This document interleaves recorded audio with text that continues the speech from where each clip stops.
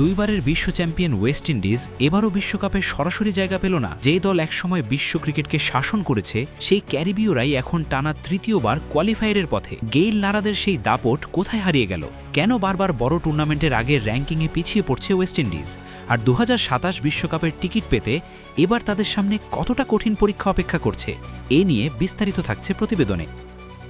West Indies ক্রিকেটের বর্তমান পরিস্থিতি যেন তাদের গৌরবময় অতীতের সম্পূর্ণ বিপরীত ছবি। যে দল একসময় ওয়ানডে বিশ্বকাপের প্রথম 2 আসরেই চ্যাম্পিয়ন হয়েছিল, সেই দলই এখন টানা দ্বিতীয়বার বিশ্বকাপের সরাসরি টিকিট হারানোর পথে। 2027 বিশ্বকাপের সরাসরি জায়গার জন্য নির্ধারিত র্যাঙ্কিংয়ের সীমার বাইরে চলে যাওয়ায় ওয়েস্ট ইন্ডিজকে এবারও কোয়ালিফায়ারের পথ ধরতে হচ্ছে।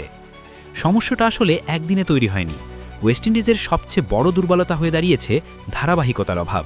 প্রতিভাবান ক্রিকেটার তাদের দলে এখনও আছে, কিন্তু সেই প্রতিভাকে দীর্ঘ সময় ধরে আন্তর্জাতিক পর্যায়ে ফলাফলে রূপ দেওয়াই হয়ে উঠছে বড় চ্যালেঞ্জ।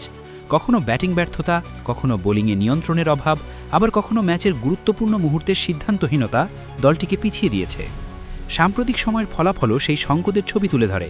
নিউজিল্যান্ডের বিপক্ষে ঘরের মাঠে ওয়ানডে সিরিজে ওয়েস্ট ইন্ডিজ শুরুতে ভালো করলেও পুরো সিরিজে ধারাবাহিকতা ধরে রাখা কঠিন হয়েছে। অর্থাৎ আর সবচেয়ে বড় ধাক্কাটা এসেছে বিশ্বকাপে সরাসরি টিকিটের দৌড়ে। বাংলাদেশ নবম স্থানে থাকায় শেষ সরাসরি জায়গাটি নিয়ে লড়াই চলছিল ওয়েস্ট ইন্ডিজের সঙ্গে, কিন্তু আফগানিস্তান আয়ারল্যান্ডকে হারিয়ে নিজেদের জায়গা নিশ্চিত করায় সেই সমীকরণ থেকে ক্যারিবীয়রা ছিটকে যায়। এখন বাংলাদেশের পাশাপাশি Bharat, Australia, England, New Zealand, Pakistan, Sri Lanka ও আফগানিস্তান সরাসরি জায়গা নিশ্চিত করেছে। স্বাগতিক দক্ষিণ আফ্রিকা ও জিম্বাবুয়েও সরাসরি খেলবে। এখানেই ওয়েস্ট ইন্ডিজের পতনের সবচেয়ে বড় প্রশ্নটি আসে।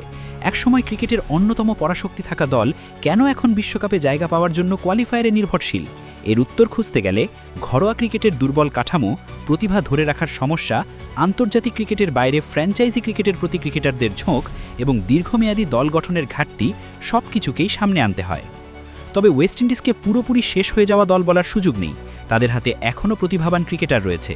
আর ক্যারিবীয় ক্রিকেটের সবচেয়ে বড় শক্তি হল স্বাভাবিক প্রতিভা ও আক্রমণাত্মক ক্রিকেটের ঐতিহ্য।